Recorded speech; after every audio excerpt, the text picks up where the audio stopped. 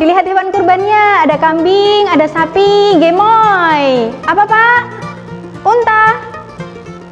Nah anak-anak, selain kambing dan sapi, hewan ternak apa yang bisa digunakan untuk berkurban? Unta bisa nggak ya? Yuk simak penjelasannya. Oke. Assalamualaikum warahmatullahi wabarakatuh. Hai anak-anak kelas 5. Selamat pagi, selamat siang, selamat sore, selamat malam. Bagaimana kabarnya hari ini? Sehat? Alhamdulillah.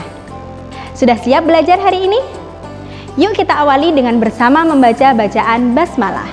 Bismillahirrahmanirrahim. Hari ini kita akan belajar tentang ibadah kurban. Apa saja ya ketentuannya? Check it out. Kurban berasal dari bahasa Arab yang artinya pendekatan diri. Hukum berkurban adalah sunnah. Ibadah kurban adalah syariat yang dibawa oleh Nabi Ibrahim alaihi salam. Ingat kan kisahnya? Di mana saat Nabi Ibrahim alaihi salam diperintahkan oleh Allah Subhanahu wa taala untuk menyembelih putranya Ismail. Namun akhirnya Allah gantikan Ismail dengan hewan sembelihan yang sangat besar. Dalam sebuah tafsir disebutkan bahwa hewan itu adalah domba. Kisah ini diabadikan dalam surat As-Saffat ayat 99 sampai dengan 111.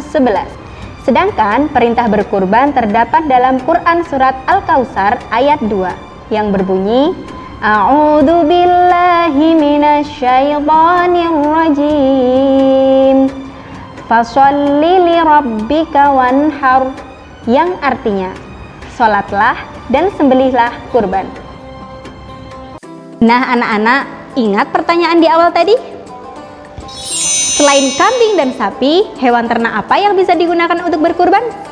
Ternyata anak-anak, tidak hanya kambing dan sapi yang bisa digunakan untuk berkurban loh. Hewan yang bisa digunakan untuk berkurban adalah hewan ternak berupa unta, sapi atau kerbau, kambing atau domba. Kalau ayam, boleh nggak ya?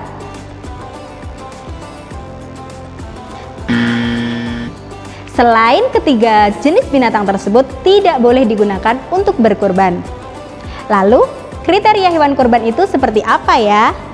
Hewan yang baik, cukup umur, dan tidak cacat. Cacat yang dimaksud di sini adalah mata buta, hewan yang sakit, kaki yang pincang, dan badan yang kurus dan kering tidak berdaging. Orang yang berkurban disebut dengan sohibul kurban dengan ketentuan 1 sapi untuk 7 orang, 1 kambing untuk 1 orang, dan 1 unta untuk 10 orang. Hewan kurban disembelih oleh sohibul kurban atau boleh diwakilkan oleh tukang sembelih hewan. Tapi ingat, penyembelihan harus sesuai dengan syariat yang Allah dan Rasul ajarkan ya.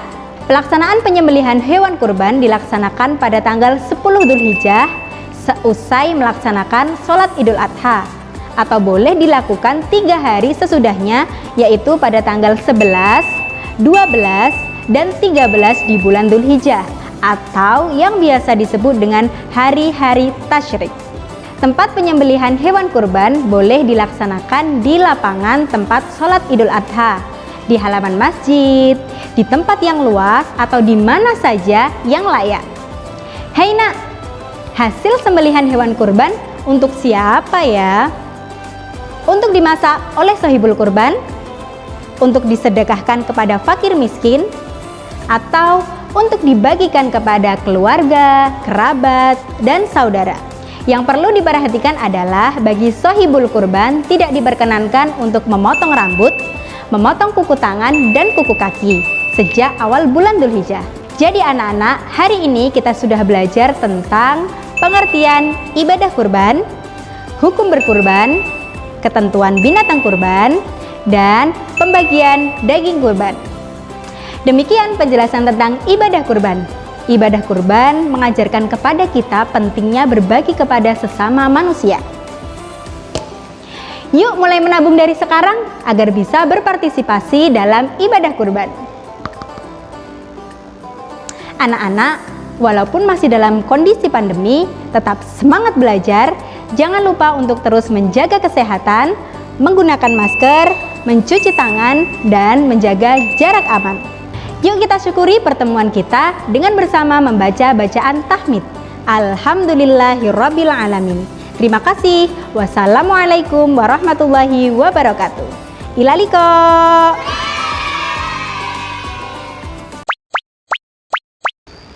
Ayo Bapak Ibu, dibeli hewan kurbannya. Ayo, ayo, ayo. Ada sapi, ada kambing, ada kerbau, ada domba, ada unta. Ayo, ayo. Halalan thayyiban.